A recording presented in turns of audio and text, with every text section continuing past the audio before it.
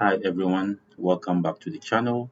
In today's video, we'll be looking at how to import an Excel data file into your SQL database using the import flat file option in Server Management Studio.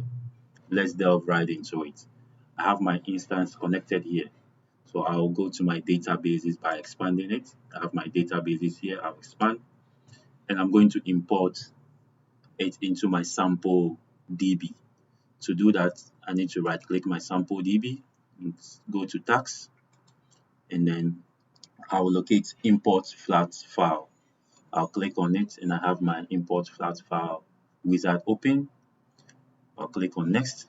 Now I need to specify my input file. So I need to go to browse, and then this is my file, this is my Excel file. Select it, click open. Now you can see new table name has been created called financial, and my table schema is DBU. This is very important. It has to populate automatically.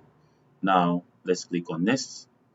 Now you can see preview data. That's the first 50 rows has been previewed for us to see if that's what we have in the Excel file.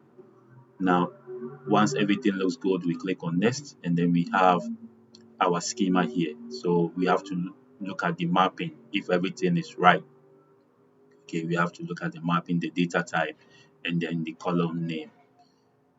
Here you can assign a primary key to any of the columns. You can allow nows. Once everything looks good, I'll leave it as it is. I'll click on next, click finish. Now our operation is completed. Let's verify if we have our table. I'll expand sample database. I'll right click and refresh it. Expand tables. Now we can see we have DBO financial. Let's see the content of it. I'll right click and select top 1000 rows. Now you can see we have our data. This is one of the ways you can import files into your database. If you found this tutorial helpful, don't forget to like and subscribe to the channel. See you in the next one.